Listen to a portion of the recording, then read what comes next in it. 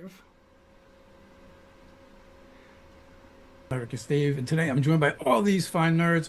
We're going to be playing some 5th edition Dungeons and Dragons in our very own homebrew campaign setting, Ether Skies. It is kind of a steampunk meets Eldritch horror setting, and we are in the world of Zonterra. This is session number 2. Last session, our intrepid adventurers, the crew of the Wind's Echo, were in the city of Haven, where they met with a benefactor of the Merchants Guild that has hired them to go retrieve an Ether core that is in a experimental prototype ship that has been swallowed by a sky whale. They encountered some troubles with some cultists in the meantime. They're not exactly sure what they were doing, but they were clearly up to no good, and caused some minor malfunctions in the Etherball stadium box seating that the crew was having their meeting in. They dealt with that, and now they've just embarked upon the Wind's Echo and are ready to leave Haven and head on out to uh, Pergamentum, the city of junk. So, you guys have boarded the ship, have boarded your airship, and when we left off, Riv had turned to you, the crew, as they were walking across the gangplank onto the ship, and with blank eyes, deadpans, the sky loves you, the sky remembers you, the sky is waiting, and then she kind of like snaps out of it. Riv is the ship's resident doctor and medic, and also is very fond of the occult and tends to be a little creepy. She's a tall, slender human that kind of dresses, I would say somewhere between a fortune teller and a doctor from Victorian times. So with that, crew, what is it you guys normally do before you head off on the Wind's Echo, or any voyage for that matter? You guys have any superstitions or rituals that you kind of perform? All right, I'll go first if nobody else is jumping in there. So before Taro gets on, he always makes sure that he has everything he needs, including the tools that he always calls to hand. Being an artificer, always takes one look back to, shall we call it, land, if you will, and then heads to the front of the ship to look at the open skies. He likes to be there and kind of enjoy the wind as we take off. What about our captain? What does the captain do before setting off on a voyage? Well, one of the things I would do is spend some time on the ship beforehand, making sure gear is tip-top shape. Not that I don't trust my crew to do that, Just I like to inspect things myself a little bit here and there, but as I go through this particular ritual, I think of old crewmates from the past. Always thinking, is there something that can be done any better? Well, Yeah. as you do that, and you're inspecting the ship, and you walk by, every once in a while, out of the corner of your eye, you'll catch the visage of one of said falling crew members in shiny reflective surfaces, whether it be a pane of glass or a brass plate, almost like they're following you, haunting you. Almost like an echo. Oh. And as do I recognize this spirit by any chance? Just in general, like when you do this ritual, it is And different ones appear in different places. Ooh. Can I say, in that case, can I say, occasionally I see, the previous captain? Yeah, you can. I, see it this time around and I just say, "You take to the wind, sir." And give a bow as I continue on my inspection. Well, as you bow and turn to continue your inspection, you think out of the corner of your eye you see him tip his hat to you. I forgot I don't have a hat to tip, but the sentiment is there. So for Rain, he will he burns something in like a small stone bowl, and if anyone chooses, they can see him or whatever. He burns it. He uses a mortar and pestle to like crush it up until it's like charred ash, and then he just scatters it on the wind and mutters something, and essentially he's just like doing a small ritual for like safety on the skies, basically. Is there a particular part of the ship that you throw the ashes off, or is it just on the ship? From just in front of the ship, so like right where it is, like right at the prow. Yeah, right there at the bow, right at the very front. That's where he's doing it. He just scatters it on the wind and mutters something, and then packs up his little mortar and pestle and everything and puts it all away. Perfect. What about our brothers? Hank always makes sure to bring all of his equipment and extra drinks for the voyage.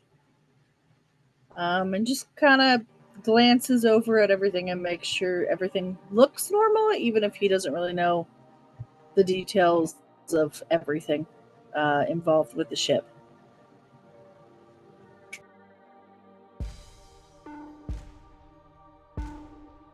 Elias must constantly check his equipment, make sure he's got everything counted 3 times. No, that's no more. Always turns his little necklace that he keeps on him. It was something that Hank gave him that told him belonged to his father, as he quietly hums to himself. And usually apologizes for something that he knows he's about to do. To your father. I'm sorry? The apology is to your father? No. Usually to Hank, just in case something Okay. bad would happen. Gotcha. All right. With that, the ship fires up the Aether core. The rings begin slowly spinning. The crew casts off the lines. Everyone takes up their positions. Captain, are you going to be at the helm, or do you have your first mate at the helm? Yeah, I'm like, I'm got those rudders going, baby. You know how it is. All right, so you are at the helm, and by your right hand side is Mara Bluewind, a peculiar elf with a rare skin condition, marking them as beastkin, as they do not look like the other elves from this realm. And they're an individual. It's not a race, but the rest of you would know them to look like a drow. Yeah. I can imagine Mara's also barking orders, being a cold SOB about it, saying, "Does that poop deck look clean? I don't think so." And she definitely does that. But as the ship is kind of pulling away from the city, from the port, she reaches into a boot and pulls out a flask and takes a swig from it and hands it. hands it in your direction. Captain,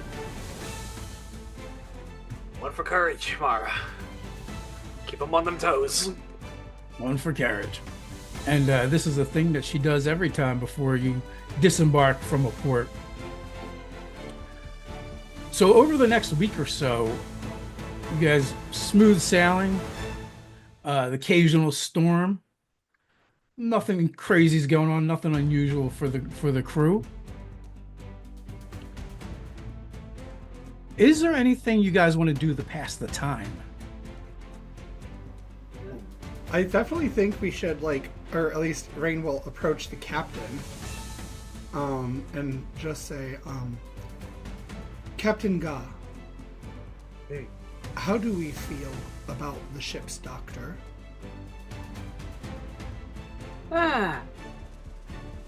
Bit of a wiry one, but never steered me wrong so far. That scene when we boarded was not something I've encountered before. Do tell. Didn't she You say? mean? Oh, you mean? Look, I mean, with the thing, this is part of their rituals. This is a ship from all walks of life. It's one of the things you're gonna get used to. You're gonna find folk there, especially one such as. Oh yeah, never seen one like them neither. But if you told me a while back you find metal men on my boat, I would have told you I'm the son of a sky whale. Understood. Just so long as we have confidence in the normalcy of everything. I'm familiar with certain creatures being able to touch the mind. That's all. Of course. But if it gives you any bit of confidence, do remember one thing, lad. When it comes down to it, every single one of my shipmates is willing to lay down their lives for another. Very well. Thank you for the reassurance. I appreciate it. No problem. And he'll go off and do something else. All right. So I imagine that would happen probably like early on when you guys first set off because of, hey, that was kind of creepy. Is that normal? They're just holding that thought for a couple of days, right? Yeah, no, I imagine that Rain probably addressed it shortly after departing, probably just after Roz got done setting up Mara as the at the helm. I imagine Roz would. Yeah, he's used to being on the boat for like most of his time. He spends time drinking, swapping tales, talking to whoever wants to talk to, whoever wants to talk to him, and playing dice games here and there, just to kill time. All right. What about Rain? Rain, what are you doing? For the most part, do you stick to yourself? Do you help pitch in with the crew?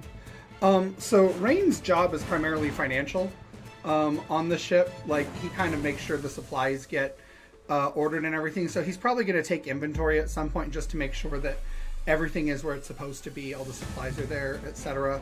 And then otherwise, I have proficiency in Dragon Chess. So if anyone wants to give me a game, I'm happy to oblige. Okay.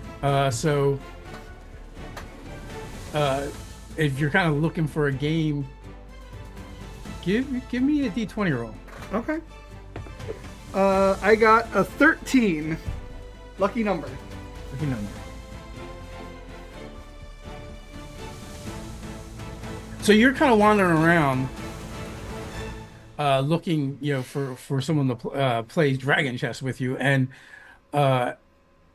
you see Mops come out of the captain's quarters.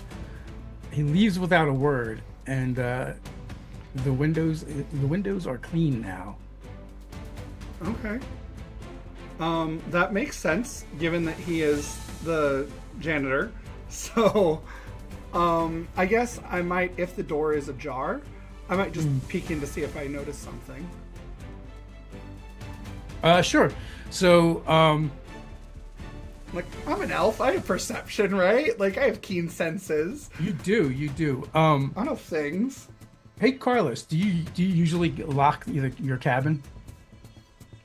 I don't think I would, Okay. because I'm pretty sure everyone has the common sense to stay the fuck out. But if they don't, there's no secrets between us and the crew. All right. So you peek your head in. Give me a perception check. Okay, that is not great, Jan. That is a 6 plus 3, so 9. Yeah. So, have you been in the captain's quarters before? No, I'm brand new. Okay. So, nothing looks out of order, but how would you know? Right, that's fair. Yeah. So, I'm just... You know what? I'm going to leave everything alone. I was going to think about, like, leaving a small gift or something, but I don't really know this guy that well, so we're just going to, How does Elias pass at their time? Probably trying to find somewhere quiet away from everyone. Probably going to tinker with the vials that we picked up from the last go.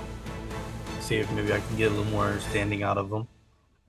Okay. Probably the quietest place might be down in the hold or the engine room, but the engine room kind of pulses with the Aether core at all times, so that it's not exactly quiet, but the hold will probably be your best bet. I will be down in the hold then. All right. How do you want to mess with the fancy glitter you found? Probably going to take out my alchemist kit and run some tests on some small samples of it. See kind of reactions I get. Okay.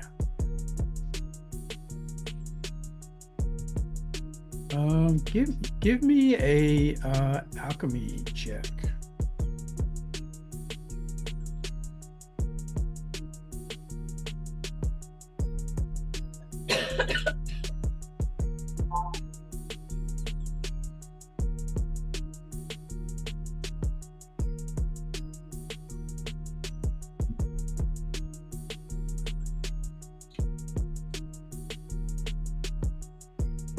It's going to be intelligence plus your proficiency modifier. Oh, okay.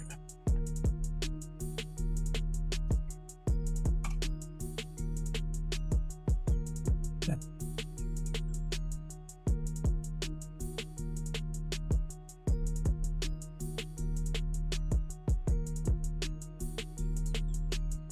What did you get? 10. 10. Okay. So you've been trying to run some tests on it. Give me a dexterity saving throw.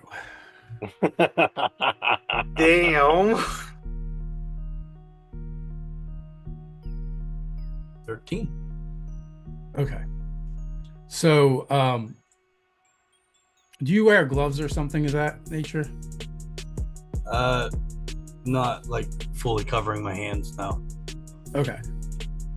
So as you're kind of like doing tests on it and you're moving a little bit of the material from the vial you're storing it into your setup, it's almost like with a will of its own, it tries to move towards your skin.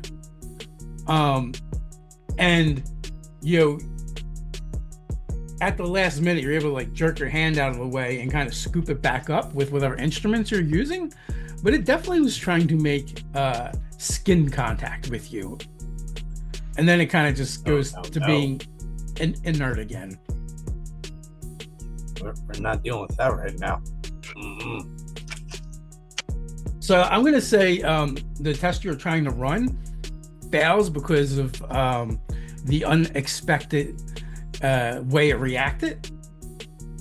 And it kind of foiled your test. But you definitely know there is something up with that material. Absolutely. I think we'll affectionately refer to it as evil glitter. Evil. Does it have a handlebar mustache? It might, but and or a goatee. But be very careful because the problem with glitter is it replicates and duplicates. Hank, what is Hank up to? Hank will kind of start investigating. Hank's very curious. He's just going to start investigating everyone and watching everyone's movements, and use his parchment and quill to take notes Okay. of what their schedules are, what their normal routines are, and just kind of look for anything off. And then when he's not doing that, he'll hang around Elias. And if anybody asks him what he's doing, he's going to completely ignore them. That doesn't seem suspicious at all. No, not at all. Writing down everyone's schedules and looking for something out of place. So when you start doing this, give me a D20 roll, just a straight D20.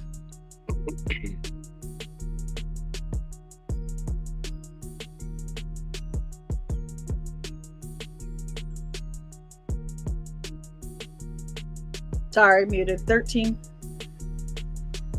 All right. So you come across Penny and Dirty Dan, and they're gambling with dice made from old teeth. Penny is winning, and Dan looks worried. But then they kind of like look up at you, kind of curious, and they see you kind of observing them because you said you're not like trying to hide it or anything, right? No, absolutely not. People tell you more when you don't ask.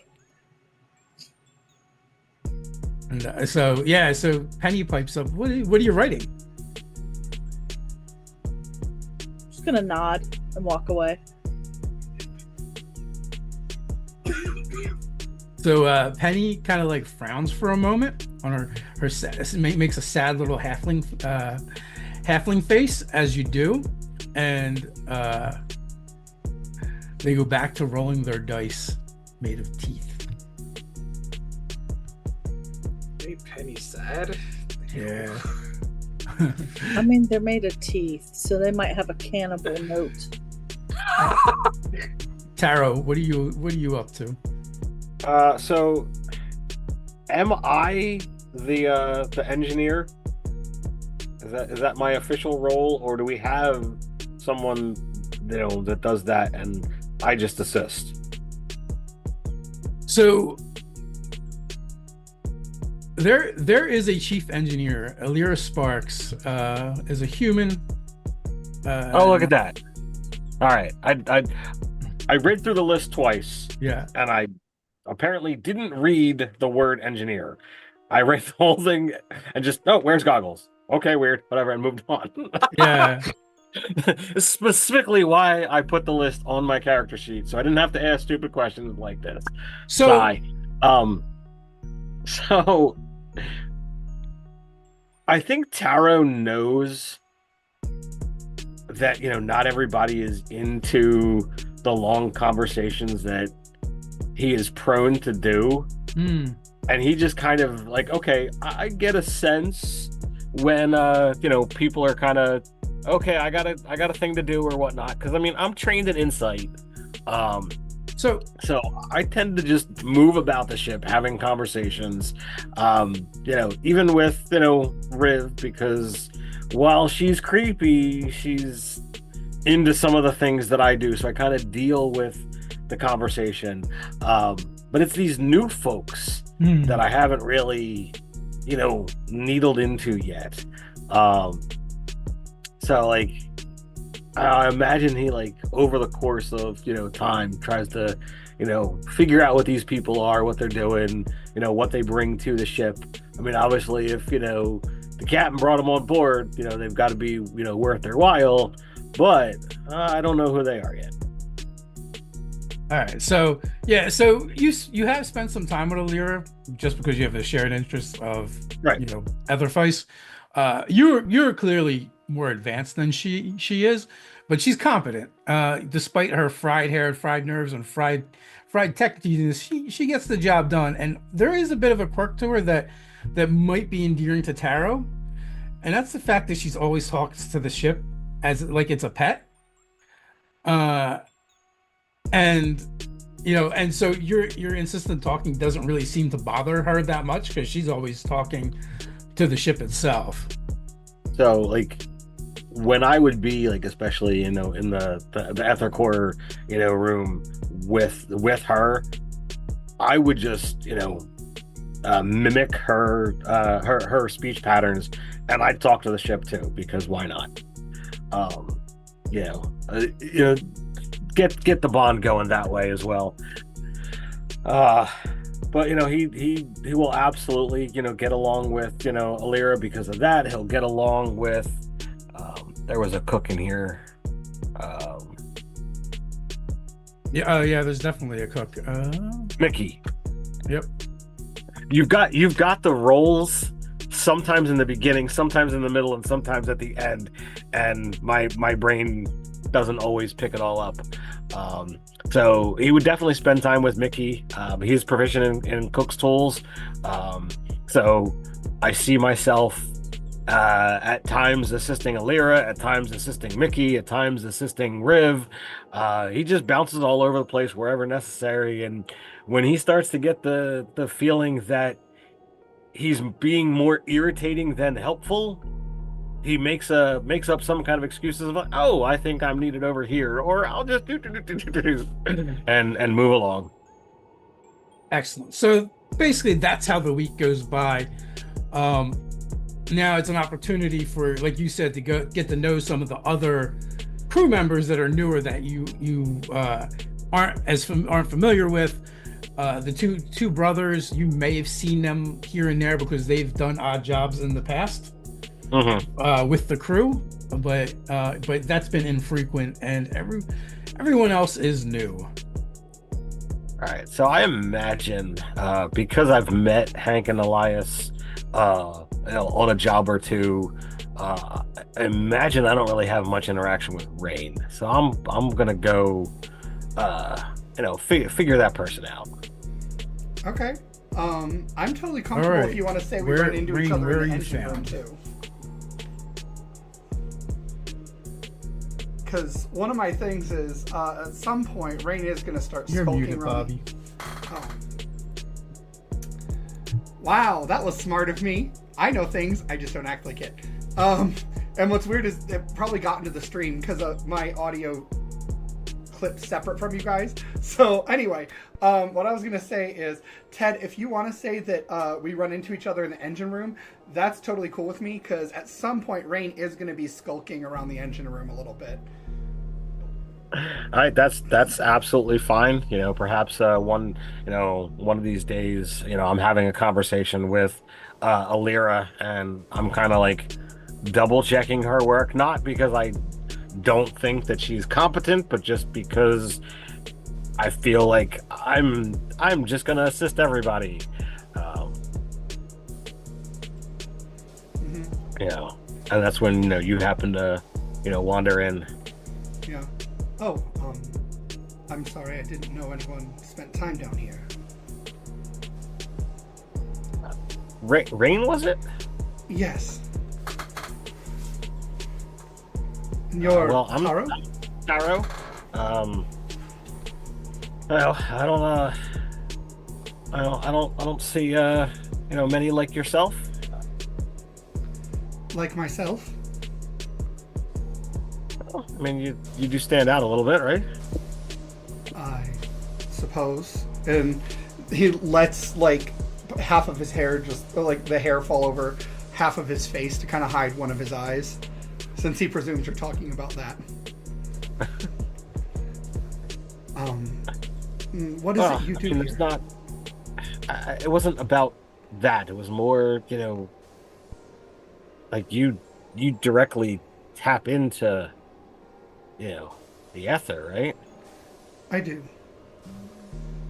Yes. That's kind of what I'm more talking about. Oh. Well, yes, I do that. And you fuse it into items, which I find absolutely fascinating. I am woefully less skilled at it than I would like to be. You mean Aether facing or spellcasting? Yes. So he lets out a big smile in his ears. Oh no, I didn't put my ears on. His ears will kind of stand up. I mean, I think it's kind of a little bold and daring to not put something in the middle. They say the Aether is dangerous, so you gotta put it in stuff. You gotta manipulate, and like he taps his belt and his gauntlets and a wand over here, and he's got a handful of things that are dangling off of his belt. But you just reach out and touch it. It's crazy. I do. I use sacred geometry. I don't know if you're familiar with the principles. The idea is through symbols, runes, sigils, you can assemble them, much like a machine, into patterns and weave them. And I'll use my prestidigitation to kind of show it off a little bit, just like scribing sigils on the air. And at first it looks like just a scribbled mess, right? And then, like, with this disc of scribbled mess in front of him, he'll just, like, flick it. And when it does, the entire thing sort of, like, opens up, kind of like one of those puzzles that will then become three-dimensional. And now it all makes sense, right? That was a 24 on my Arcana check. So I imagine what you're showing me does seem intriguing, but, is some things that I at least have some familiarity with, and he would begin pointing out and probably cutting you off a little bit in your explanation to kind of flout himself up the fact that he knows some of what you're talking about. Mm-hmm. Yeah, and he will, you kind of see, like, he's very reserved normally, but just the corner of his mouth twists upward just a little bit when you do this. Like, there's some respect there, and there's a little bit of that, like, camaraderie building. Awesome. And he says, yes, actually, that's exactly how that works. You see, the Aether is chaos, but like fire or any other sort of fuel source, we can control it with the laws that we know exist around it. So once you understand the rules and you understand how to break them, he says a little more quietly, eventually, you can master it. That's how I approach it, at least. That's the part that worries me. The whole breaking it. And I tend to work on fixing or creating. And then when it comes to breaking, like he kind of just doesn't even touch it, but he looks over his shoulder where you see his Morning Star. It's kind of strapped to his back. You never know when monsters are gonna spring out of the Aether, so he tends to keep it on him. As you say that, you hear a squawk from above deck. Ah! Pressure drop! Ah! Well, sign! Commit! Massive rock! Coming fast! And it is clearly... Tara would definitely know. You guys have been on the ship for a little while. You could probably guess that is Gus, the Aarakocra, or Beastkin, shaped like an Aarakocra, in the crow's nest where he likes to hang out and come up with poetry about the sky and clouds. What? So, I would say, pardon me, and I'd kind of push past Rain, and I would begin heading towards the deck. Yeah. So as you assemble on the deck, whoever's going there, a storm creeps up like a memory, not sudden but slow and heavy, like the world is remembering how to grieve. The Aether light dims to a sickly green as clouds congeal around the wind's echo, forming bruises in the sky. Then you see it, a shadow at first, vast, drifting wrong. Not just massive, monumental, a sky whale the size of a cathedral, its great fins twitching against currents that no longer listen. But this is no ordinary leviathan. Rusting hull plates jut from its flank, not armor but wreckage, ship bones woven into living flesh. Here the twisted skeleton of a portside cannon, there the splintered bow of a long lost courier vessel, now part of its skin. Across its massive eye, ripples of violet light pulses, not thought, but something invasive. The beast bucks suddenly, twisting in place, and a mournful bellow rolls across the storm winds. You don't hear it with your ears, you feel it in your spine, a cry from something trying to remember its own name. Lightning forks behind it, briefly eliminating the truth. The sky whale isn't attacking, it's drowning in its own sky. The creature's in distress. I...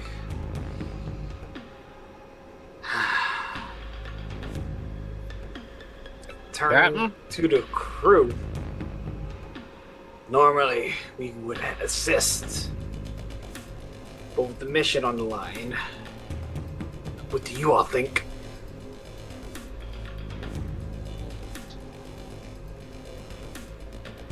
Well, the sky whales are important to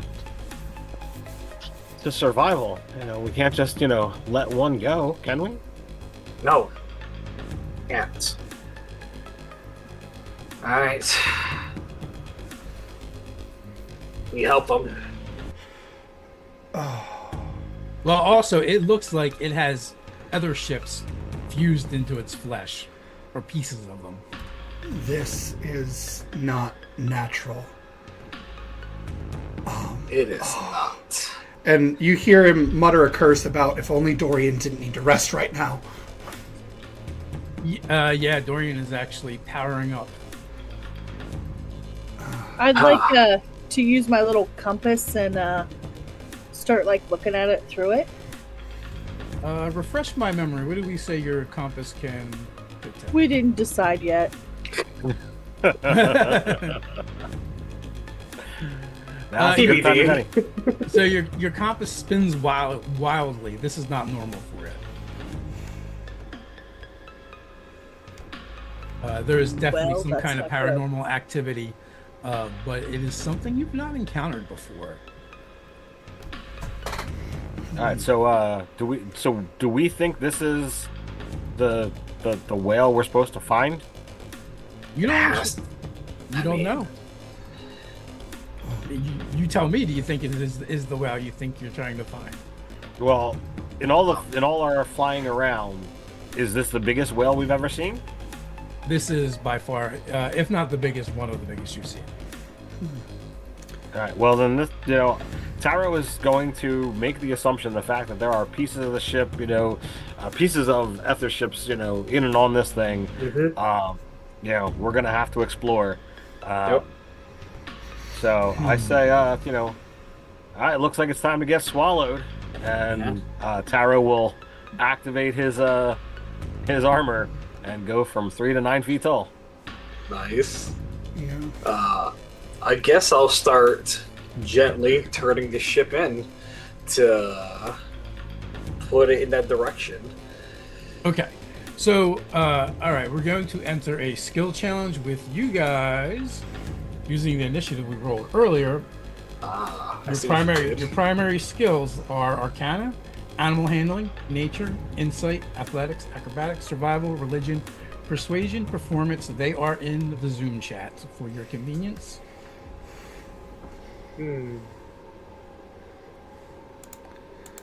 Okay. And let's see. You guys need to each get 3 successes before you guys get 5 failures. Okay. In order to assist this particular sky whale, who may or may not be the one you're looking for, you can use 1 skill per round. Narratively, you can't use the same skill. The same player can't use the same skill 2 rounds in a row. And with that, let's jump into it. Taro, what are you doing? So I mean, my thing is Arcana. I'm pretty flippin' amazing at it. So I want to examine you know, the magicalness of what's going on here. From what I know about sky whales, from ether ships, and seeing how it's all connected. Okay, give me a roll. So that's going to be a dirty 20. All right, so you succeed. You have succeeded. You have your first success, and also the DC is 14, so you guys know, no matter what skill you're using. So when you use Arcana and you're kind of examining it, maybe even using some of your tools to kind of focus in a little bit, you notice that throughout the flesh of this Leviathan in the sky are these dark nodules that seem to pulse with dark energy. And every time they do, the beast kind of twitches.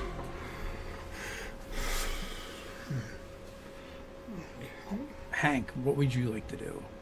Or So would Rain, I be you able to guys are share tied. that? Would Yeah, I share? yeah. Would I? Yeah. Yep. Either Hank or Rain. I can go, or you can go, Bobby. It don't matter. You can go first. Okay. I'm gonna start off with, let's see, nature, because it's unnatural. I want to see if there's anything that makes sense about all this. Okay. Clicked it. Shit. I didn't click it right. There we go. Okay. Whew. That was almost one. I got a 20. All right, so you also have a success now, and as you kind of examine this creature, you can see signs of the natural behavior of the beast fighting against whatever this corrupting force is. You can kind of use this knowledge to guide the ship's movements, to call out to whoever's at the helm, or to help avoiding or provoking aggressive maneuvers from the sky whale.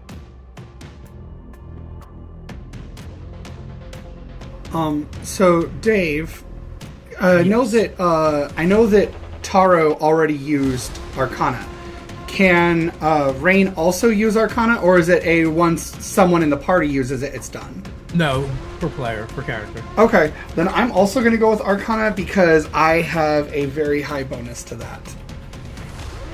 So that is a natural 20 plus 10 plus 4. So 34. Okay, because you rolled a natural 20, mechanically this is what I'll do. You have a floating success. Okay. You can keep it for yourself, or you can just save it in reserve, because remember the goal is for each of you to get 3 successes. Okay. I would like to save it in reserve. Okay. So with your Arcana check and using your did you call it sacred geometry? Yes, sacred geometry. Okay, using your sacred geometry, you kind of perceive the weaves of Aether and the patterns that are kind of coursing through this creature's body, and there's 2 separate ones that you perceive, one of the beasts and one of something else, and the sky whale is trying to resist while the other is trying to overtake. It's being infected. There's more than just its life energy here. It's something else. Something Aether is infecting this creature's natural life flow. And that's my turn. Razga. So 2 quick questions. One, I'm assuming you meant to put perception, not performance. Nope. No? Okay. I didn't see perception. I'm like, can I use perception? I don't know. But also, I have an ability called Primal Knowledge for the Barbarian. Basically, if I'm raging, I could use use a strength check as the base for one of my skill for acrobatics, intimidation, perception, stealth, or survival as a substitute. Instead of using the actual number that's there, just turn into a strength check for me. Okay. I guess my ability is it. Am I able to use that here? I'll allow it. Yeah. That's very kind of you because most of my skills are in the zeros. It's very kind of you, sir. What skill would you like to try and use? I would like to try to use, if possible, can I use perception? Since I'm navigating the boat anyways, trying to see as best I can through the garbage. So if you want to use perception, I will allow it. Sure. If you fail, it's a failure, but if you succeed, you're going to grant someone else advantage. I'm perfectly fine with that, baby. Alright, one for the biscuit, two for the show. Gotta be kidding me. We start with inspiration, so I'm gonna cash that baby in now. Perception. You gotta be!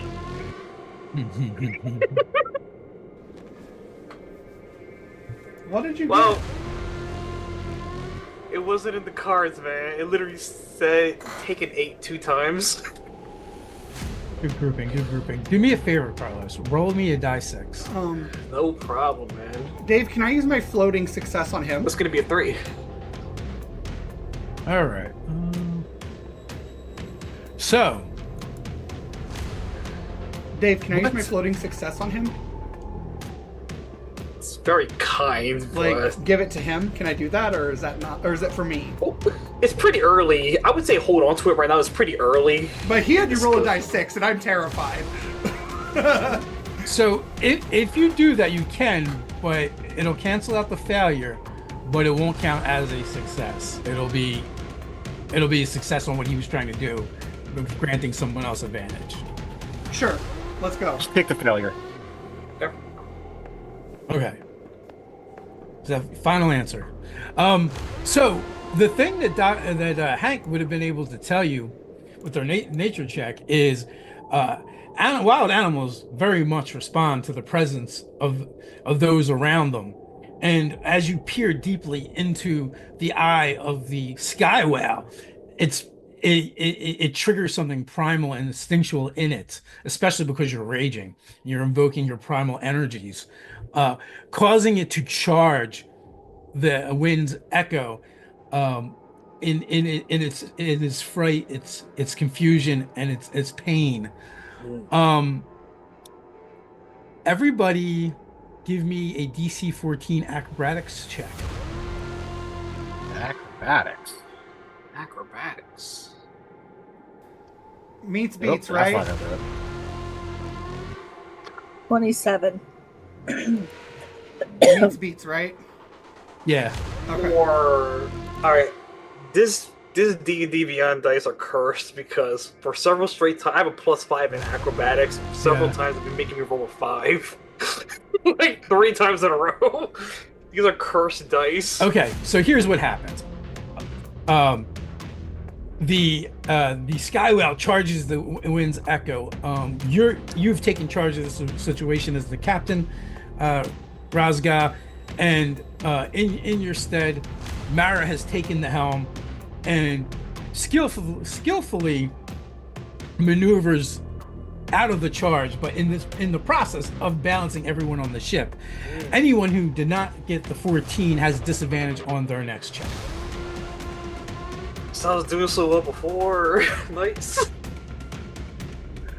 All right, Elias.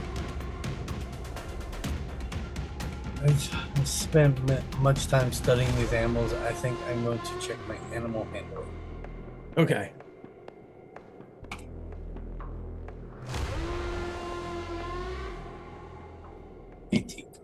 All right. So that's another success. And so you're able to kind of use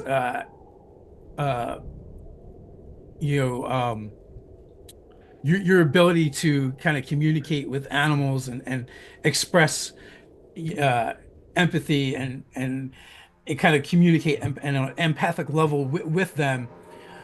And as it comes by in its rage, you able to soothe and calm it, which is amazing that it would even notice such a speck on this tiny ship. But you're able to reach out to the creature and calm it, gaining a success.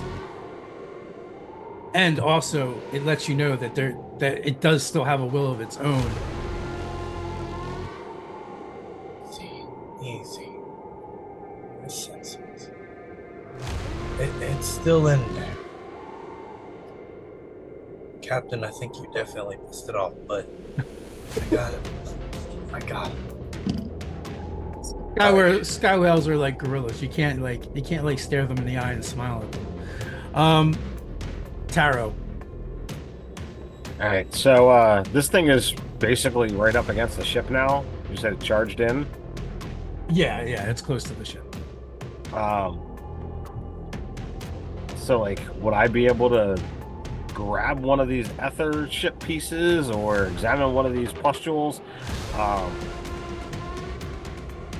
I wanted to I want to use athletics. Thought that would be a way to do that. Yes, absolutely. Rolling with disadvantage.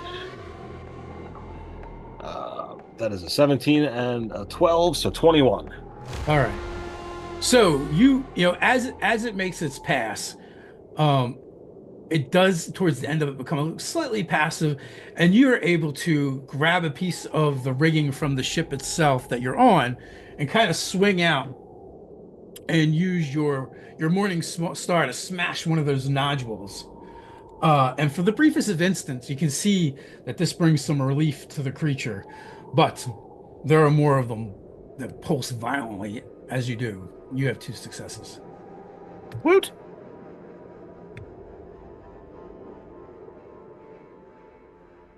All right, Hank. Okie dokie. We're close by it, right? Yes. Well, yeah, for now. Also, if you guys have other things that you want to try and incorporate, like, like Carlos did with his rage ability and stuff like that, feel free to throw it out there, and I will yay you or nay you. I'm gonna use my parasol and acrobatics to float on over and take a good look. Okay, that's a natural 20. It's a 27. Okay, so there's that. Doing that. Staying away from its eyes. You land close to one of the other nodules, and you feel like you could just, use the heel of your boot or something to stomp it off. And it seemed effective when Taro did it. Okay. So when you do that, you have the success, and also with the natural 20, the same as with Bobby, you have a floating success that you can either use now or later. I'll save it. Rain.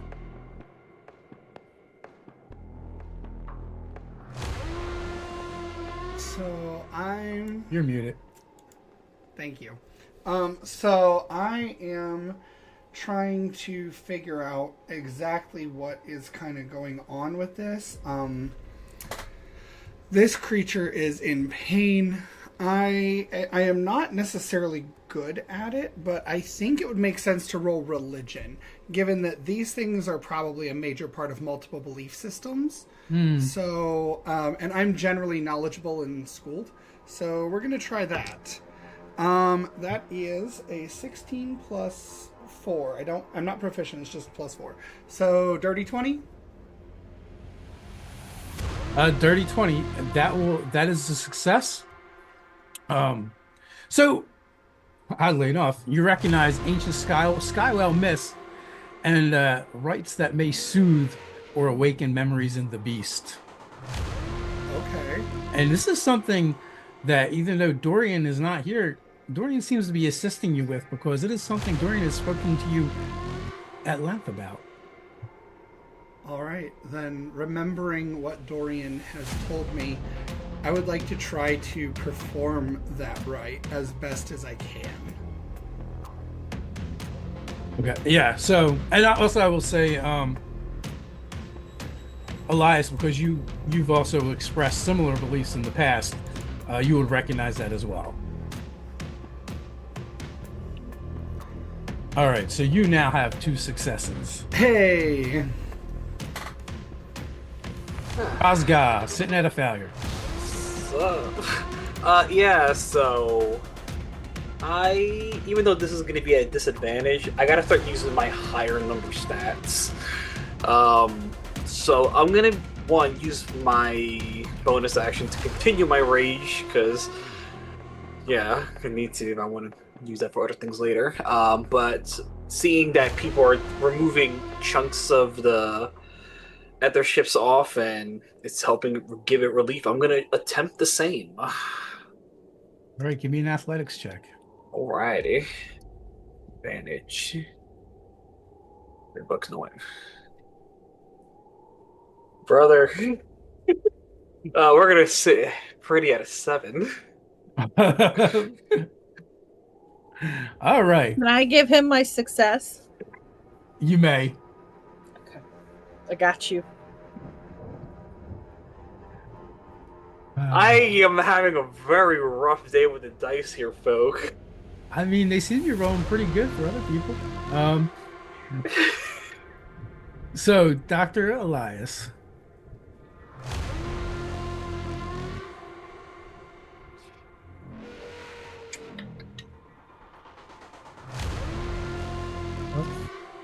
Let's try a survival check.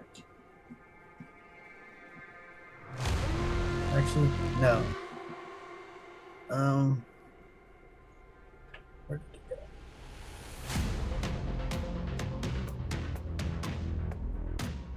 Can I attempt to communicate with it? You may. How would you like to do that?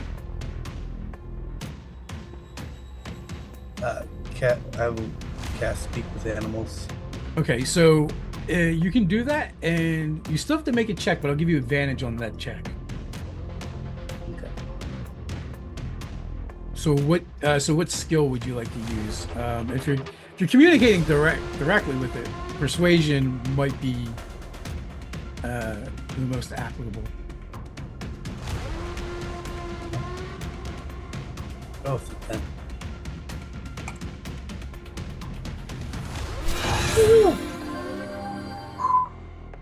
That was almost 1.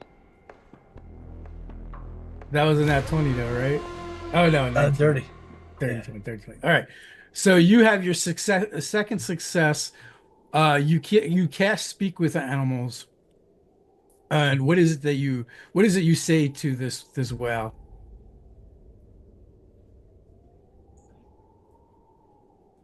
I ask it what is inside, what is it hosting inside of it? So as you go to ask your question about what's inside of it, now that you're able to communicate it with it before you even can say anything, it keeps kind of like repeating the same thing over and over again. And I am Denvu. I am Denvu. I am Denvu. I am Denvu. As if it's arguing with something or someone. And then I relate. Yeah, and then when you say that to it, it kind of like moves in your direction ever so slightly, turning its head. Get it out, in an anguished, pained voice.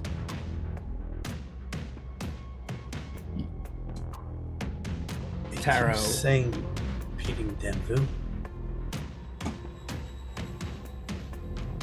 So, you said that it had relief when these nodules were burst open, Yeah. and there's still a bunch of them that are there. Yes. All right. Could I cast Magic Missile to send 3 missiles at these nodules and use Arcana as my check. You can. For that spell, I will give you advantage.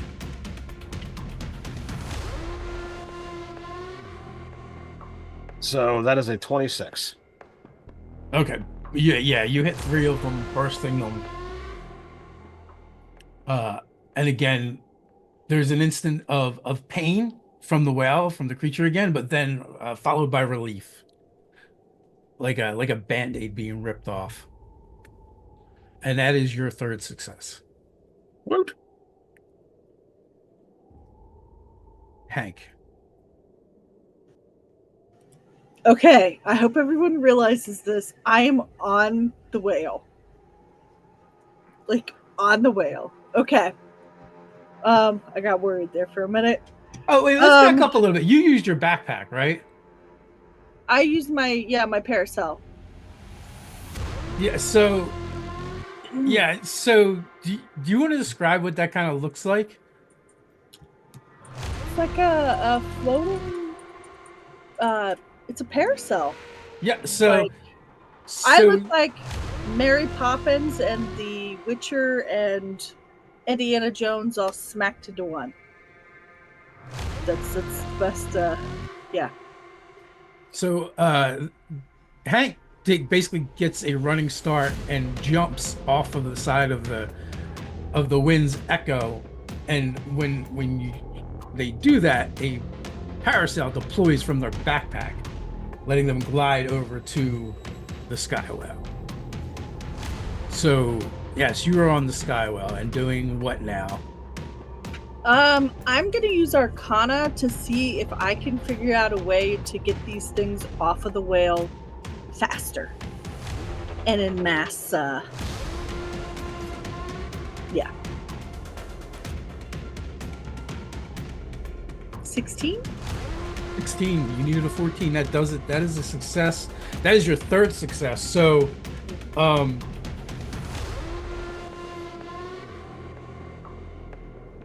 what kind of abilities do you have? Oh, scary ones. So I'm gonna say, you're able to enact one of your blood rights Okay. to affect multiple stones at the same time, and basically you set up a kind of like an arcane harmonics with them, shattering 3 more, and that is your 3rd success. But since you are on the well, give me an acrobatics check to stay on the well. DC 14. 24. All right, you are good. Are you staying on the well? Yep, until I get all these little shits off. Okay. All right, Rain. Okay, I saw what Taro did. It was effective, so I'm going to copy it. So I would like to, you see him once again do that thing where he draws what looks like a scribble, spins it, and when he spins it and it turns 3D, these magic missiles just fire out with this green light, and I will pop the pustules that way. Okay. What skill are you using? Well, I can't use Arcana again because I already used it, right? Correct. So I think, given what I'm doing, it makes sense to do Insight because I want to try to hit the ones that I think are going to be the most relief for it. Okay, because you're using a spell slot, you can take advantage on the roll. Awesome! I needed it! Okay, that is 17. 17 does it. I only need a 14. Okay. So again, using insight to determine which ones, because what you actually begin to observe is like a pattern on the nodules of flashes, and you kind of figure out how to disrupt it and target those first. So that is your 3rd success. Razga, Sup? are you gonna go for the hat trick like everybody else? I don't know, man. I mean, they got good hat tricks. I got bad hat tricks. All right. I'm pulling this out of my butt because I'm desperate. Uh-huh. I had the ability Psionic Mind. I Oh, okay. don't know if like this thing speaks a language or not, or comprehends one. But I'm gonna attempt. I saw this guy do it, so screw it. I need to pull a dub out of my butt now. I'm gonna use that ability to kind of like communicate with it and animal handling it. Okay. Roll animal handling with advantage. All right, so that means I'll roll my strength with advantage because I need some form of a dub. Yeah. Finally, I broke the curse. I broke the curse. All right. You are sitting at 2 successes. As you reach out to its mind, and you begin trying to soothe it and communicate it again, you hear very similar to the same that Elias heard.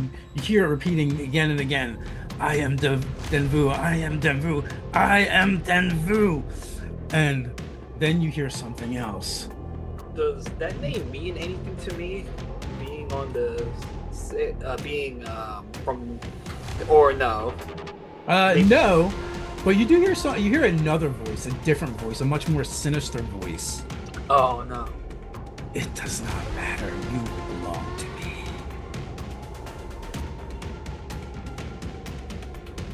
And also, why don't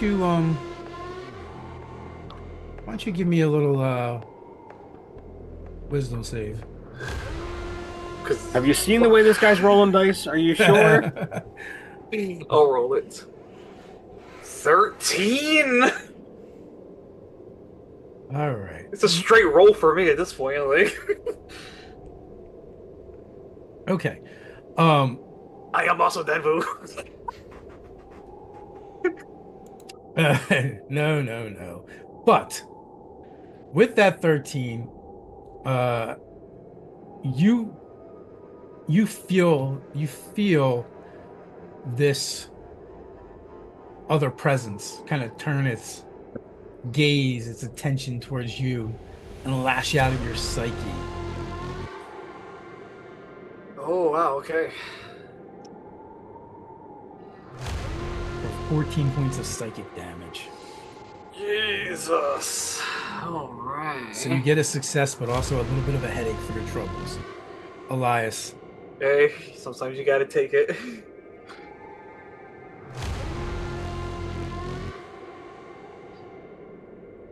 And actually, Carlos, don't take that from your main hit points. Write that off to the side somewhere for your corruption hit points. Okay.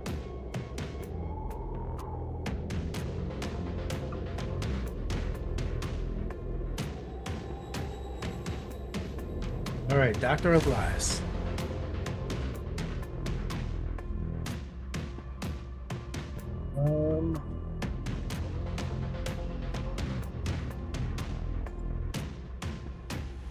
I guess I will attack some of the nodules as well. See if I can help them clear them out. Okay, how would you like to do such? Guess we go with acrobatics since it's an unstable whale. Okay, give me an acrobatics check.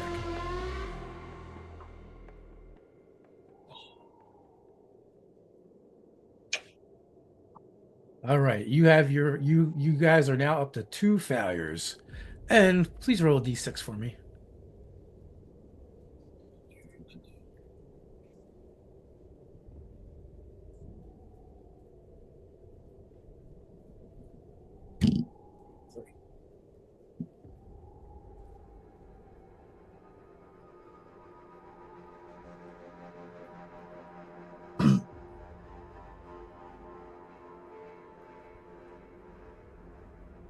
All right. A 3. All right, so another 3 means the sky whale Denvu lashes out at the ship once again and thrashes about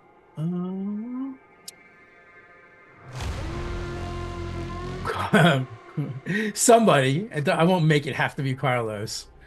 I need a DC 14 vehicles air check for Mara. Mara has a +4. Who wants to roll it? I ain't touching dice, you crazy? No. I'm cursed, dog. I'm hexed. So plus what, Dave? +4. That is a 9 on the die. Okay, that makes a 13. So Mara tries to get evasive maneuvers going on, but is not able to move out of the way of the sudden lash of the tail. And the ship takes 15 points of bludgeoning damage. I'll note that off to the side. Perfect. Ship damage. All right, Taro, you may now begin trying to help those who still need another success to succeed. All right. I close the chat to look at something else. All right, so I just used Arcana, so I can't use that again. All right. How about we try religion? I don't think anybody's done that yet. Bobby did, but yes, you can try it. Oh, okay. My apologies. I didn't.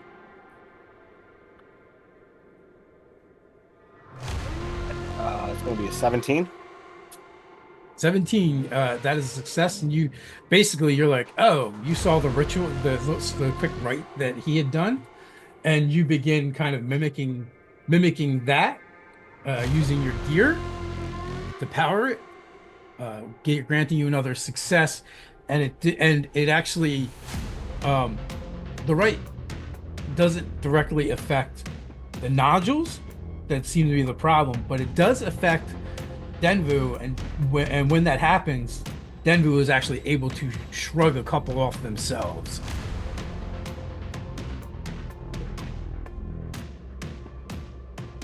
All right, Hank, you are done with your successes, but you now may assist someone else. Ted, who did you give the success to? Let's give it to Kat, who's struggling a little bit.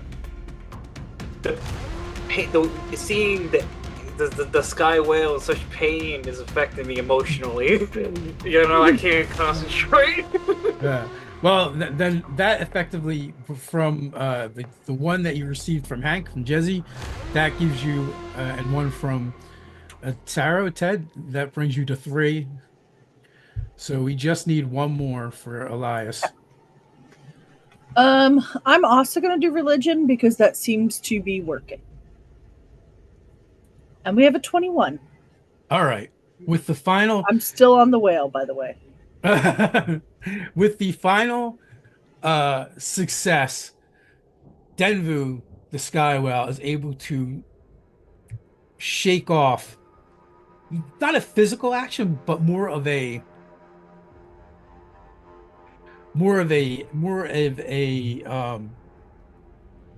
act of will, and it like projects the rest of them to come flying off of the sky whale. The sky whale trembles. A low rattling moan escapes Denvu's titanic throat. Not pain, not warning, but relief. The corruption peels like old bark from his flank. Light cracks through like dawn breaking behind bone. Then it rips free. From the gash in Denvu's hide, something oozes into the air. Not blood, not flesh. Intent. A thing born not of organs, but will. Lightning flicks its shape into existence, humanoid but wrong. Too many joints, no mouth. But its scream pushes into your skull. A halo of symbols rotates behind its head, flickering like broken sigils burned into ether glass. Its body doesn't fall, it floats. Writhing shadow and stormlight, its edges glitching in and out. of the visible world. Its gaze is not sight, it is remembrance.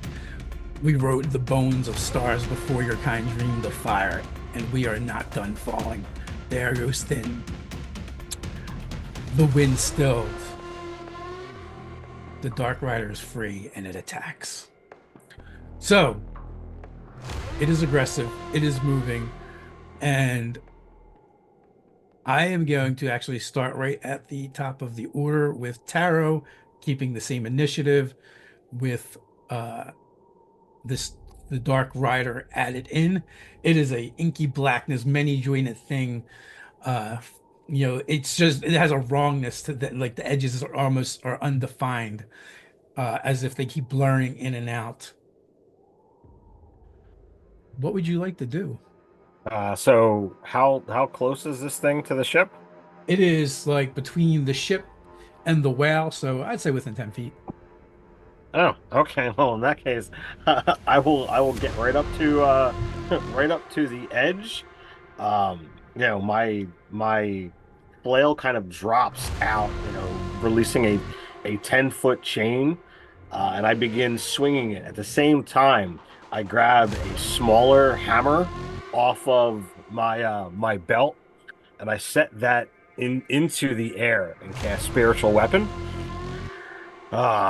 And I will attack it with my flail and with the spiritual weapon.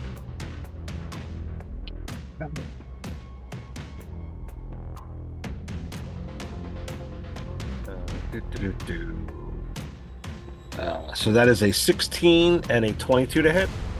16 misses, you needed a 17. Okay, and then with the spiritual weapon, that misses too. So 1 out of 3 hits. All right. If I can just grab my D10 here.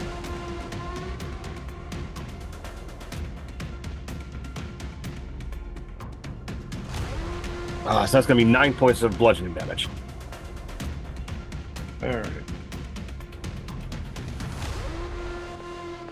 All right. So action, bonus action.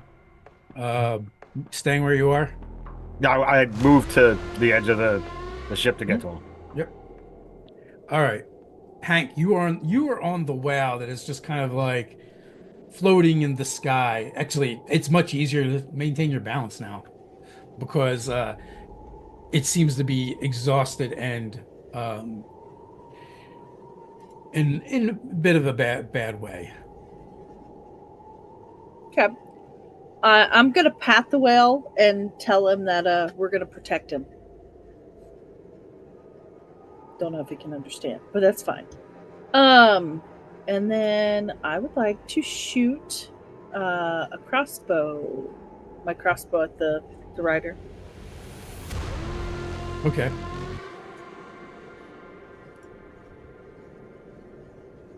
$17? 17 will hit. Is that magic by chance? Negative. It does have a candle and an eyeglass for better accuracy, though. Perfect. All right. Roll your damage. It has resistance. 10? Okay. All right. Second attack? Yep. We're doing it again. 18. And then that one is bottom 3. Okay. Because I don't get... Do I get pluses on my second or no? You would. Also, actually, I hate to do this. Crossbows have the load property. Do you have crossbow expert? Crossbow what? Expert What is that? lets you ignore the load property. Oh, I have a light crossbow. Yeah, it doesn't matter. They all have the load property. So when you use a crossbow, unless you can only make one attack instead of your normal. So Negative. I did not take that. okay. Rain. I'm going to do something very unwizardly. I'm going to see if I can grab a rope, swing over onto the sky whale next to Hank. Okay. So I guess I probably have to do that first, right? I don't know if that's a whole action to do or if that's a movement. That's part of your that's your movement, but Okay. we're gonna have to combine an acrobatics check. Okay, that's fine. Okay. Acrobatics, I have a +2. Oh, 15. All right, that'll do it. That'll get you there. Okay.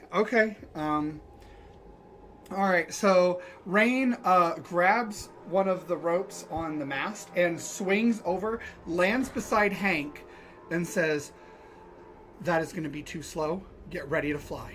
And I will have like those sigils once again just appear like dripping down my arm, near style, and then I cast Fly as both of us are enveloped in a shadowy aura, and so you now have a flying speed of 60 feet. Beautiful, thank you. Do you have a bonus action? I don't think I do, to be honest. I don't Razga? have bonus actions. Hey Dave, before we go any further, how far is this creature from Rain and I? 10 feet. And so, Okay, good. So I have an action, a bonus action that I will use when it does strike. Just so Okay. we're aware. Okay. Reaction, probably? Mm-hmm. Okay, perfect. Razga. Oh yeah. Distance between me and the thing that needs my axe in its cerebral cortex. What's the distance looking like? Oh, it is 10 feet from the ship. Okay. So basically, ship, 10 feet thing, another 10 feet whale. Okay. So if I was to yellow swag and like try to jump at it, I'm pretty sure I can make 10 feet with 15 strength if I get a running start. Yes, you can, but open air. So really, you want to make 20 feet. So I would need to roll maybe an athletics check maybe to get over there then, or It is probably. I forget the jumping rules to be honest. It's a set number, but just give me a check for now because I don't feel like looking it up. Man, I'll look it up for you Athletics. later, baby. Don't worry. But for Yeah. right now, that's what we're gonna do. I'm gonna make this athletics check. My dice don't hate me. I broke the curse. 22, finally. I just need to get from point A to point B. Yeah. Doing so, I'm gonna plant my axe as close to his face as I possibly can. Yeah, that sounds like a thing to do. So I'm gonna attack. Cha-cha! Finally, good numbers. 20 to hit. And slashing. Yeah. Thank you for balling ass numbers. 13 on the die, but I add a +2, so that's 15 total. Yeah. Then I'm gonna hit it again. Okay. Yeah, wonderful. Another 22. Perfect. I'm gonna roll my damage. I don't believe I roll for the cleave ability. I don't think I add my modifier, do I? Just double checking. About ability modifier, yeah. Yeah, I'm not sure. So can you hit the same creature with cleave? Yeah. Okay. Or let me triple check. You're right. Once per turn against a creature, you can make a melee attack against the second creature within 5 feet of the first. So no, I can't do that. Is your axe magic? No, I wish. Okay. But so that's just gonna be count that as my second attack then. Okay. So 7, 8, 9. So it's gonna be 9 additional damage. All right. So 15 and 9. Is that what you said? Yes. Okay. And since I'm up in its grill, let's breath weapon it. Okay. Do it. Vomit. What is your breath weapon? It's gonna be a DC 14 dex save, taking 2d10 of force damage, or half as much on a fail. Dex save. Ooh, you're in luck. You got a 9. Ah, they don't It's like rolling that. like you. Well, I'm rolling like not trash right now, which I'm happy about. The total number is 18. So it's 18 force. Okay, and it takes the full amount of force damage. All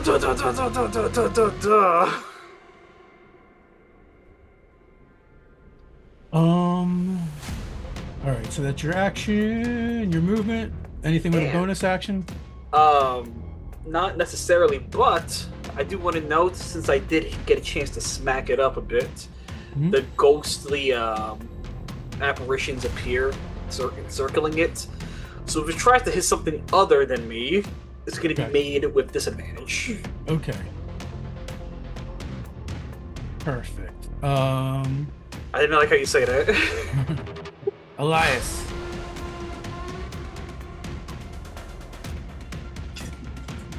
Where did El Capitan end up at? How far away from me? He is on the whale. Your brother, the captain, and Rain are on the whale.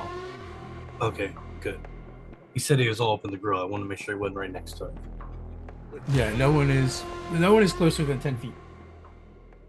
Beautiful. I am going to cast Ice Knife. Okay.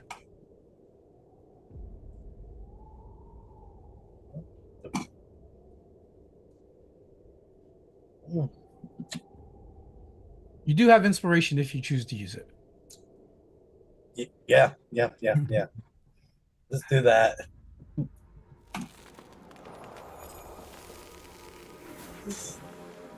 Better, Okay. but not enough to hit, right? No, it does not. It literally just holds up a hand, and then the ice knife hits it, and then just melts.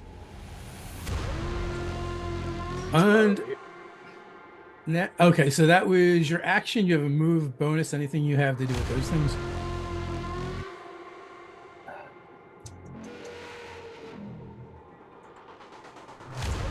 No, I'm taking away my turn right there because yeah. All right, perfect. Okay. So it rushes forward, moving through Razga, Rain Harrow, When creature finds science to increase your reaction. Dr. Wilfred Henry, Hank Ambrose IV. As it passes through each of you. I don't want to be that guy, but I have the Sentinel feat. Okay. I would like to try to stop it right in its tracks within reaction to attack, even if it doesn't provoke opportunity. Yeah, no, it would provoke opportunity, but so when it enters your reach, right? Yeah. Okay. Or when it's when a creature within 5 feet makes when you hit it. So yeah, it's just attacking when it's leaving. I don't have Polar Master, just Sentinel. May I or Yeah. Coolio? 14 was the number. Was it 17? Or no, 14 was the DC for the last thing. Yeah, 17. I'm depressed. So it misses. You each take 5 points of psychic damage as it moves through you, not just your body, but your very psyche. Okay. So, question. Yes. Can I use Curse of the Eyeless to circumvent some of that? Which essentially blinds it. That's a good question. Is that a thing when it actually makes an attack roll? Correct. It has not. It has only moved so far. Well, it makes an attack, is how it's worded. Yeah. So technically, it's not an attack because it just moved. Okay. So that was what, 6? 5? 5. Yeah, 5. So we basically just got hit by its thighs or something, right?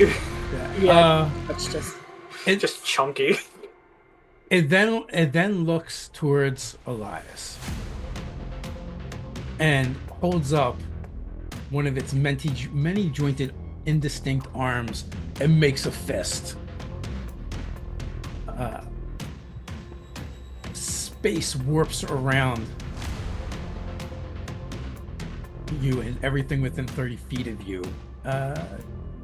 Make a DC 19 Wisdom saving throw, Elias.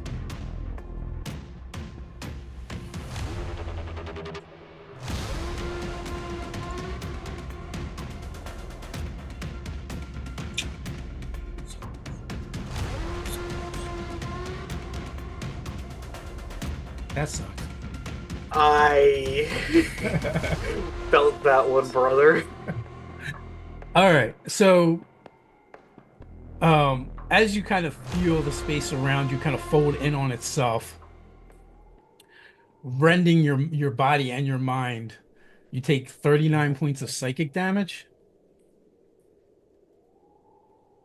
and you appear on the other side of the wind's echo off the starboard side of the ship, and you are now falling as you pop out and back in. Um, Can I use my reaction for absorb elements on this? you cannot because I don't think it'll let you do. Well, if you read it real quick, let me know. But I don't know if it'll let you do it for psychic damage. Okay, no, there's no word of psychic on it, so it just says incoming energy is lessened, but psychic is not on the types. Okay. So you're in free fall right now, and Yay. that is its attack. Taro.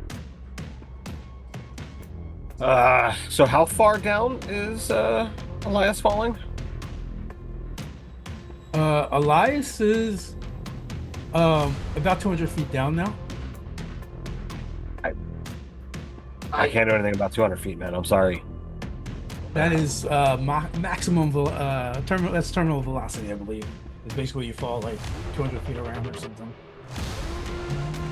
All right. I will leap over to the. He's on the. This creature's on the whale now. You said, right? It's like hovering above it. All right.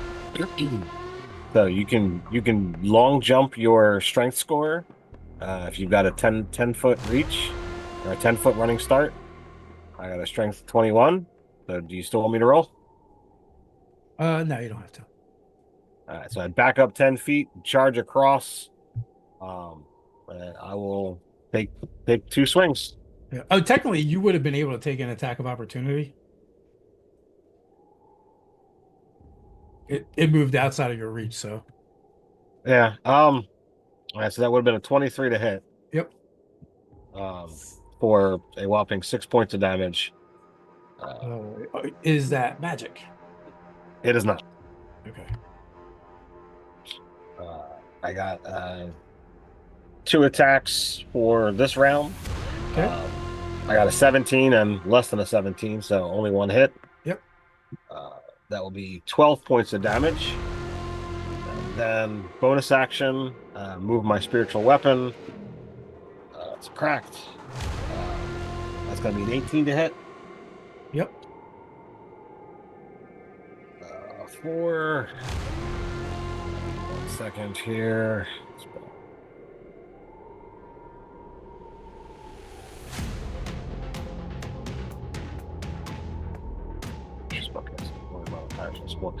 So there's going to be 10 points of radiant damage. Oh, sorry, force. Mhm. I don't know why I always think spiritual weapon is radiant. Holy. All right. But I'm not a holy character. It's true. Give it some time. You might be one. I kid. This guy doesn't. I don't really- like the sound of that. This guy doesn't stab. He just explodes your brain. All right, so that's all my stuff. I'm trying to get solid footing on the whale. All right, Hank. What would you like to do? Well, he just attacked my brother, so I'm pretty pissed. I'm gonna enact the Crimson Rite of the Dawn. It'll do 4 necrotic damage to me, but it'll give me an extra 1d6. Hey, can you? I'll have. You may start over. No, I got it. Okay. And then it'll give me 1d6 to my weapon, and it'll last until I rest. Okay. I'm resistance to necrotic damage, and this will have the 1d6 extra will be radiant damage. Perfect. So I'm going to use my whip.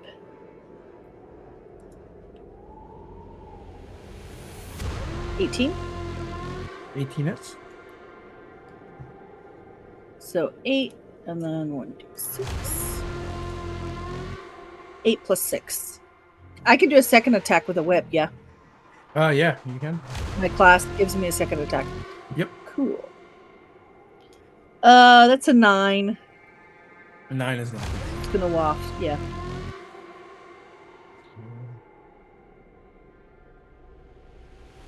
Oh, I'm sorry. What was the damage from the first attack? 6 and 8. Okay.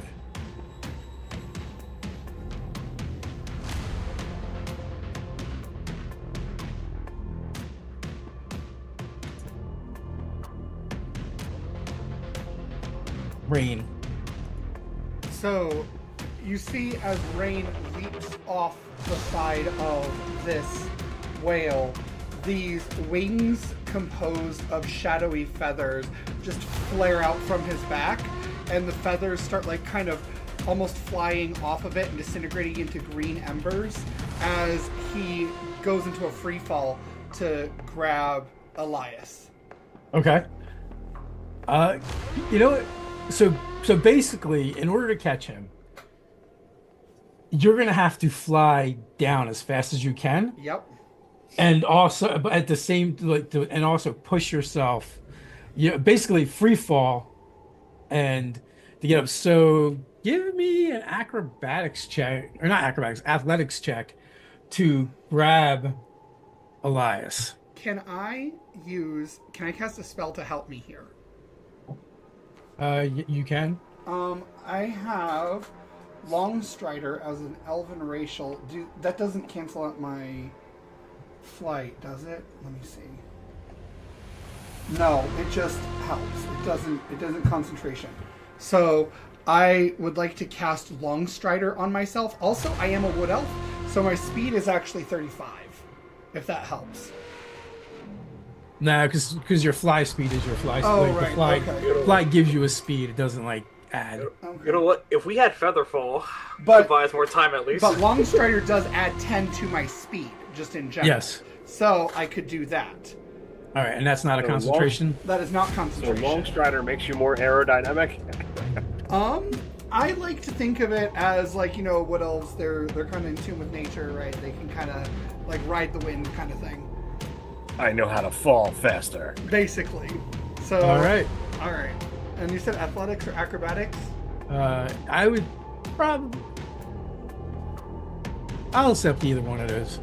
Okay. I'm gonna choose acrobatics because I'm not that strong. Oh my gosh! I can take a picture. I got a nat 20. So that's 22. I only get a 2. Oh shit. If you need a nat 20, baby, this is the time to be Right? saving an ally. Right? No, I'm literally taking a picture right now. Because that's All right. impressive. So you swoop down. Feel free to describe what you do. So yeah, as you just see this trail of green embers and shadowy feathers breaking off of these wings as he's free falling, and he shouts out, "Elias!" and reaches out his hand to grab him. Okay. I don't know if Elias is gonna grab on back, because I'm not super strong. But assuming he can do that, then the wings flare out and just take us back up as much as I can get up. I don't know if I can even move any more than that. You're 200 feet down now, All basically, for now. All right, That's fair.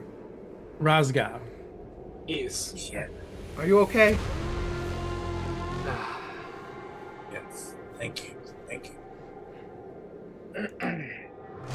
Alrighty, with that, I am going to hand axe these fellow. Alright, let's check. Alrighty, so it's going to be a 19 to hit. Yep. My hand axe will only do a d6 plus 2 slashing. So that's 4 plus my rage. That's going to put it to a 6 damage.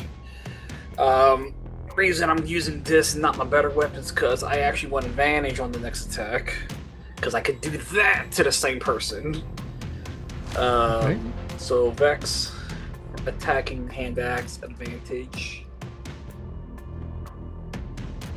God knows, even oh man, that's be a cruel fate, man. I am angry. D&D Beyond, the dice says 15, but it's giving me a 5 here. I'm gonna go with the 5 because that's what it's calculating. But no biggies, no worries. I still got a breath weapon. I'm gonna vomit off again. Alright. 14 dex save. I'll roll my 2d10 now. Oh my god, he's not very good at deck saves. Well, I'm really good at rolling. 6 plus 9. 15. Alright, 15 damage. Does that add on to my... I wonder, does that add to the rage? No. It doesn't? Okay. Then... Yeah, then it's just 15 then. Okay, and it is bloodied. And by when I say not good at deck saves, that's me rolling its deck save because it is actually pretty good at deck saves. Well... He gets a +6 and I couldn't get a 14 on either time. All I'm right. happy for his performance anxiety. Yeah. And now he has what, disadvantage attack anyway that's not you? Yeah. Okay. Elias, what do you want to do? You've just narrowly avoided death. Well, I'm currently clinging onto Rain as we're flying back up. Because we're still 200 feet down, correct? You are. So I guess I'm just going to enjoy the ride for the moment. Well, you do have time, so you could, I don't know, heal yourself or rain. Oh, actually, yeah. Let's see. I won't tell you how to play your character or anything. I don't know what spells you have.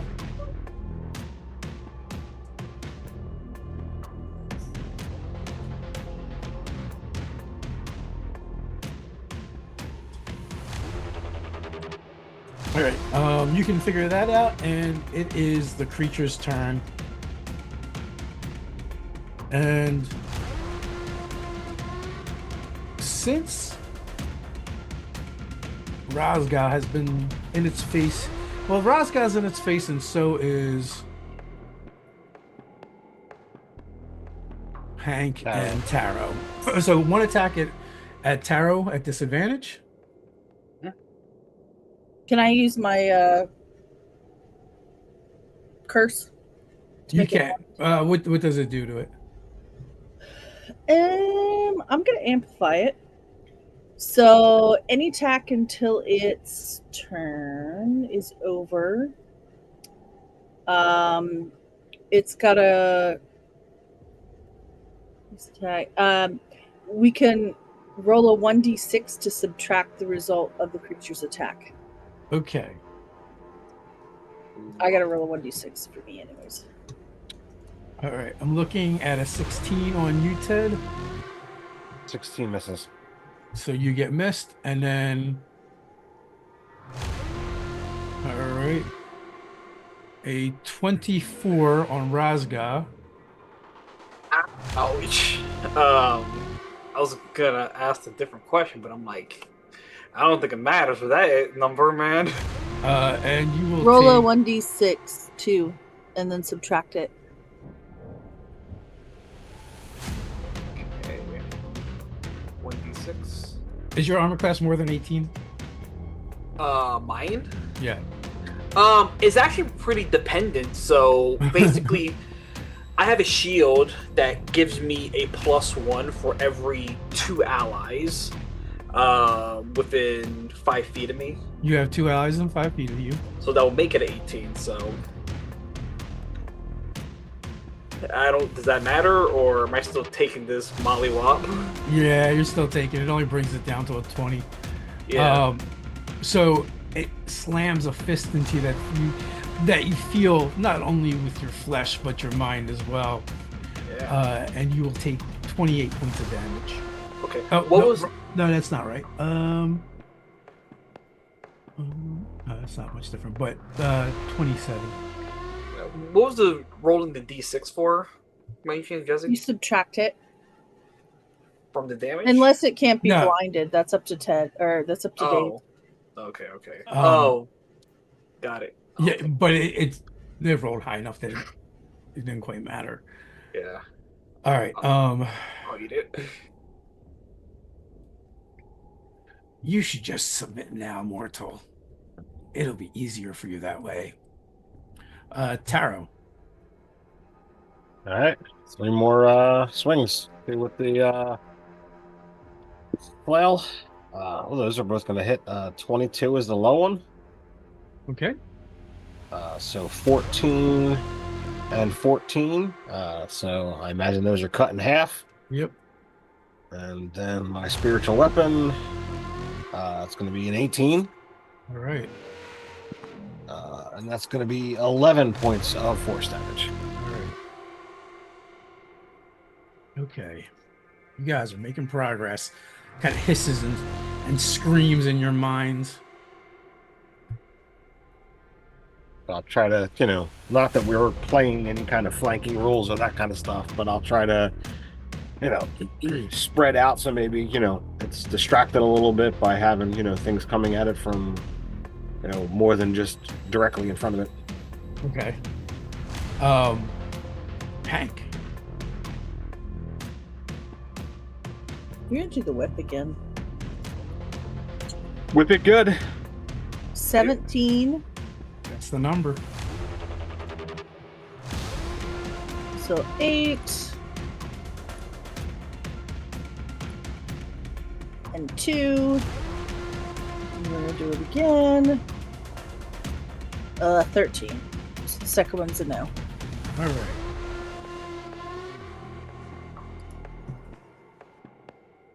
Rain Harrow. What are you doing? I would like to move as quickly as I can back upward. So that's 60 plus 10, so 70 times 2 is 140 feet. So not quite all the way back up, but we are soaring back upward. Yeah. I don't know if you have any things that work at range. I do actually. Can I cast a thing so that it won't hit my allies or the whale or the ship? So, possibly. So you would need to be able to reach 130 feet. Let me look and see if this does that. Because I have this goes up to 150 feet. Okay. So with that, you would just be taking a single move, but that does put you in range. Okay, that's fine. What are you using? I need a dexterity saving throw from you. The Okay. DC for that is 15 because I am doing the old reliable wizard spell Fireball. Okay, so you kind of put it off and high and to the back of the creature. Mm-hmm. It does make its saving throw. Okay. It's not resistant to fire damage, so that's a plus. How many d6s is this? Should be 8. 8. Okay, I have 6 here. 2 more. Here's 8. Okay. Hey, there's multiple 6s here. So 12, 16, 20, 24, 28, 31. 31. So 31 is the number of hit points it has. Oh, but wow! we just half that damage, so because it made a saving throw. Oh, right. So 31, but half, so 15. So Rain will, his fist envelops in that fire again and slings just green fire and explodes in green flames everywhere, and it dodges or whatever happens.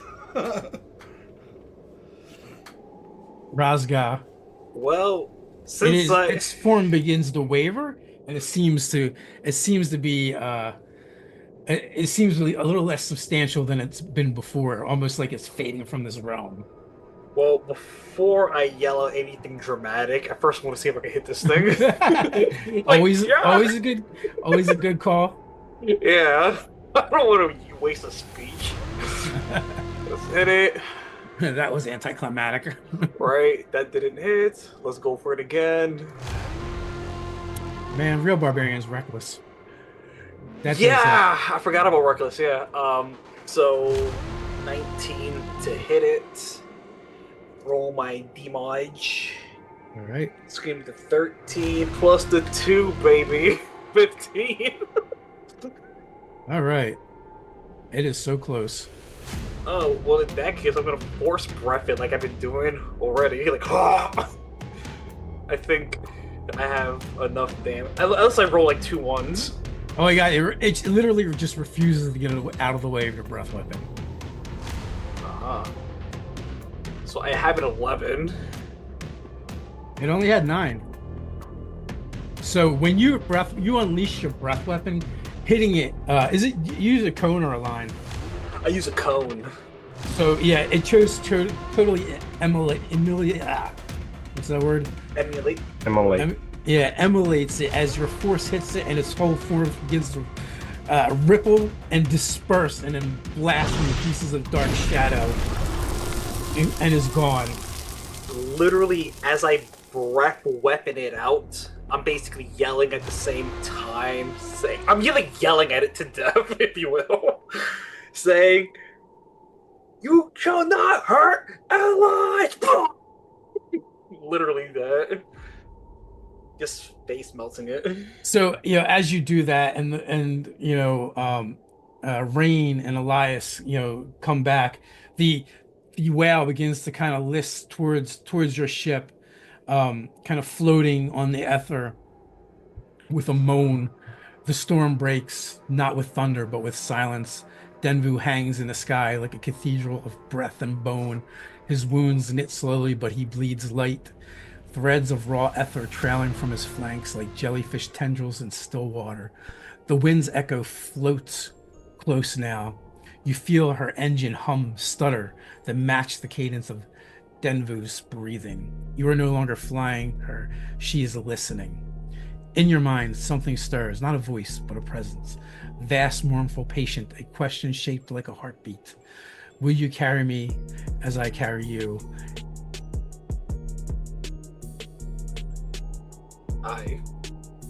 The wind dies, the clouds bend inward. Denvu exhales, a column of misty light.